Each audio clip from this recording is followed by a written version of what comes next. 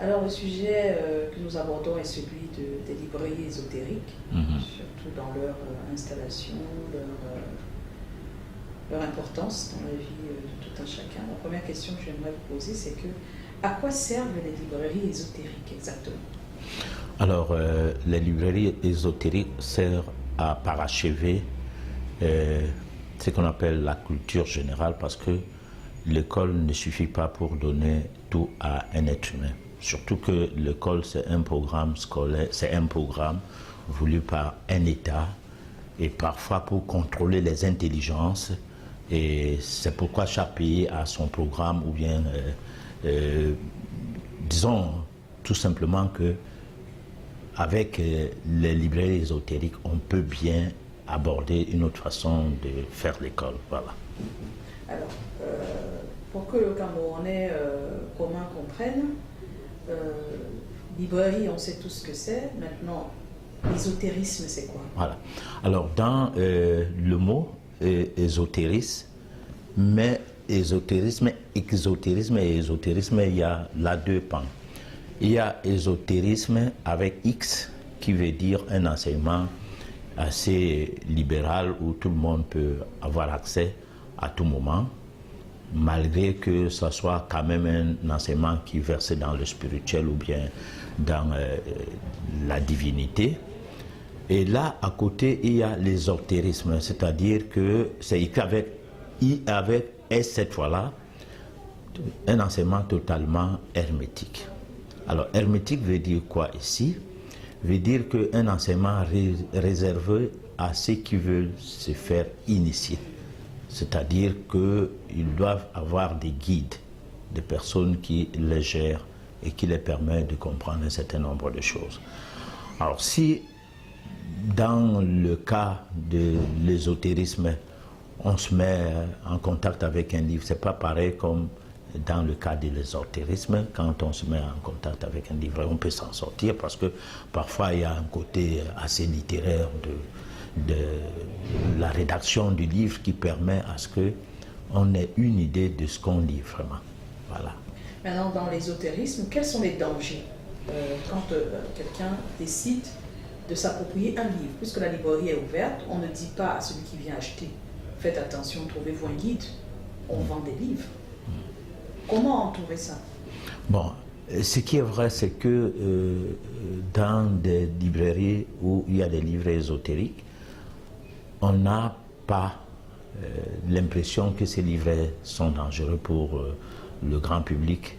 Et c'est pour cette raison qu'on ne refuse pas à ce que, du moins, l'impression qui est au départ du côté du libraire, c'est de vendre le livre d'abord, parce que souvent ces libraires ne sont pas explicitement de gens qui sont initiés eux-mêmes, ils sont des commerçants des livres et ils ne savent pas l'importance du livre qu'ils vendent de façon à ce qu'ils mettent des barrières pour que les gens n'en achètent pas n'importe comment. Alors, mais seulement, il est rare aussi de trouver un livre grand public qui soit vendu dans les librairies. C'est seulement vendu dans les milieux ésotériques. Parce que si vous êtes dans un ordre initiatique, ils vont vous donner la possibilité d'avoir l'accès à leurs librairies. Et ces librairies-là ne sont pas des librairies grand public. Bon, souvent, ça peut arriver. Il y a eu un temps ici où il y a un membre du gouvernement qui avait ouvert une librairie ésotérique et qui vendait des livres à tout le monde. Ça c'est vrai, ça c'est le cas d'Afrique, peut-être même le cas d'Europe. Moi j'ai trouvé les livres en Côte d'Ivoire à la librairie, bon je ne cite pas le nom, mais bon, qui avait des livres ésotériques, tout un rayon. Quels sont les dangers? Bon, alors les dangers, c'est que soit vous lisez un livre, vous n'y comprenez rien, soit vous lisez un livre et vous voyez qu'il y a des exercices, et vous mettez à les pratiquer sans lire le livre en fait. Ou alors lire un livre qui, par exemple, il y a des livres qui sont accompagnés d'un autre document, d'un volume qui porte que les exercices. Et vous pouvez, on les achète de pair et on vous demande de lire d'abord le gros volume de cet achat, puisque vous avez acheté des livres à la fois et on vous dit de lire, parce que souvent ce qui est porté à à amener à ce que vous compreniez pourquoi vous devriez faire tel ou tel exercice, se trouve dans un volume assez vaste, fait d'explications assez fouillé. Ça vous permet d'étudier comment on va à l'école. Et après, maintenant, on dit, voilà le petit document, si c'est le document d'exercice. Alors, mais certaines personnes, après avoir lu 2 ou 3 chapitres, sur peut-être 16 chapitres à lire, ils passent directement dans le petit volume pour pouvoir voir qu'est-ce que c'est. Et puis, il peut trouver des exercices tels que comment faire pour avoir de l'argent, ou bien comment faire pour réussir à un projet, ou bien se marier de celle qu'on aime et tout. Après, il s'y met directement sans avoir terminé la lecture du document. Et c'est là où il y a un danger. Parce que il y a un danger que vous pouvez vous mettre à faire un exercice puisque vous n'avez pas les tenants et les aboutissants de l'exercice. Peut-être qu'il faut faire un cercle pour vous protéger avant de commencer à faire l'exercice, ou alors il faut allumer peut-être des bougies d'une certaine couleur, peut-être la couleur noire ou bien la couleur bleue, ou bien associer des bougies selon leur couleur et observer la chose pendant, du moins, on demande peut-être que ça soit fait un certain jour de la semaine, une certaine heure. Disons que c'est des cas qui ne sont pas respectés du tout. Voilà, et puis vous ne savez même pas. Puisque vous n'avez pas tout lu. Voilà. Alors c'est comme quelqu'un qui boit un médicament, n'a pas de notice, et puis il boit ça n'importe comment. Hein. Voilà, c'est exactement ça. Qu'est-ce que ça apporte à une personne de pratiquer l'ésotérisme? Qu'est-ce que ça lui apporte? Alors, une personne, moi je pense que les écoles initiatiques devraient être officialisées pour que ça soit des écoles qui permettent aux gens de comprendre leurs doubles dimensions. Parce qu'à la naissance de l'être humain, lorsque le bébé naît, certains des bébés, à la maternité, si vous allez à la maternité pendant que les femmes accouchent, vous allez constater que certaines personnes, certains bébés naissent, ne respirent pas immédiatement. Attendent un instant pour respirer. Alors ces bébés, quand la respiration, quand le soufflet de vie entre, ils émettent un cri fort. Alors ça veut dire que l'énergie vitale a une force et qui nous permet par la suite de mouvoir, de vivre. Alors c'est cette énergie vitale qui nous quitte à un moment donné de la vie, et quand ça fout le camp, on devient une dépouille, donc un cadavre, quelque chose de pas bien à voir, et puis tout le monde commence à... Alors même celui avec qui vous étiez tout le temps. Alors c'est cette énergie-là qui est nous, c'est pas la carcasse. Alors dans l'ésotérisme, c'est cette énergie qui, on va vers les corps qui portent cette énergie, parce qu'il n'y a aucune science, encore que la science c'est les idéologies, la science c'est pas exactement ce qu'on nous laisse croire, il n'y a donc aucune science qui nous permet de savoir à quel niveau dans le corps humain siège cette énergie, au point où quand on est malade, qu'on comprenne que à tout moment on doit empêcher à ce que cette énergie ne sorte afin que nous ne trépassons. Alors, à partir de là... C'est cet enseignement qui est important. Qui est important. En fait, c'est ça que l'homme devrait savoir. Parce que c'est cet enseignement qui affranchit l'homme, qui fait qu'on cesse d'être esclave d'un système. Voilà. Et comment comprendre? Vous avez donné des exemples tout à l'heure de danger. Par exemple, on vous dit, voilà ce qu'il faut faire pour avoir de l'argent. Comment est-ce possible que dans un livre, tout le monde a envie d'avoir de l'argent, mais dans un livre, il y a cette possibilité? Et les ésotéristes, tous ceux qui pratiquent l'ésotérisme ne sont pas riches. Comment vous expliquez ça? Alors, c'est parce que dans l'ésotérisme, il y a deux aspects. L'aspect positif et l'aspect négatif. Comme on peut dire magie blanche, magie noire. Quand on dit magie noire, ce n'est pas la magie des noirs, parce qu'en fait, il n'existe pas une histoire des races. Il existe une race humaine et il existe des couleurs de peau. Bon, parce que les gens confondent ces histoires, les blancs, les noirs, tout ça. Quand on dit les blancs, Bon, c'est la couleur de peau, mais l'homme est pareil. Que vous soyez n'importe où, dans n'importe quel coin du monde, vous allez trouver que c'est les mêmes gens. Et il y a même des ressemblages de visages, de façon à ce que vous partez très loin du Cameroun, vous trouvez un blanc qui ressemble à une personne de votre village, et ça vous étonne, même en habitude. Et même en geste, même en parole, bon, presque pas le même timbre vocal, mais quand même. Ça sert d'enseigner? Alors, mais maintenant, l'enseignement ésotérique nous permet de savoir, de distinguer, quand vous êtes formé, de distinguer le bien et le mal. Et là, vous savez vraiment qu'est-ce que c'est que le bien et le mal. Ce qui fait donc que vous pouvez distinguer le bon livret ésotérique et le mauvais livre. Le bon livret, c'est le livret qui vous amène à faire de la magie noire, c'est-à-dire à chercher des raccourcis. Par exemple, avoir de l'argent sans travailler, sans aucun projet. Ça, c'est le livret de la magie noire, c'est le mauvais livret de l'ésotérisme. Parce que dans le livret de la magie blanche, toujours parlant d'ésotérisme, on vous apprend à vous harmoniser avec la nature, avec l'univers, pour acquérir tous les biens du monde. Et le fait d'être en harmonie avec l'univers vous permet d'être en harmonie avec les gens, avec la société. Et de façon à ce que vous aurez donc de l'argent, non parce que c'est la pratique, non, mais c'est parce que vous êtes amis à tout le monde. Donc si vous avez votre petit projet, vous venez vous montrer à quelqu'un que bon voilà, c'est mon projet comme ça, il le valide. Parce que le projet est vrai et ça doit rapporter, il le valide. Il ne le valide pas seulement pour vous, il le valide pour la communauté. Est-ce qu'on a besoin de l'ésotérisme pour réussir à ça, à convaincre quelqu'un pour un projet? Ah mais bien sûr, mais écoutez, tout ce qu'on apprend à l'école, par exemple, quand vous êtes à l'école, par exemple à l'université, pour essayer d'expliquer aux enfants qu'est-ce que c'est que la caméra, ou bien qu'est-ce que c'est que la télévision, ça part de la base ésotérique. C'est que tout commence sur la base d'un miroir. Quand on maîtrise d'abord les vitres, on arrive au niveau du miroir, on se mire, on voit son image. Et l'image que vous voyez, c'est votre fantôme, ce n'est pas une image.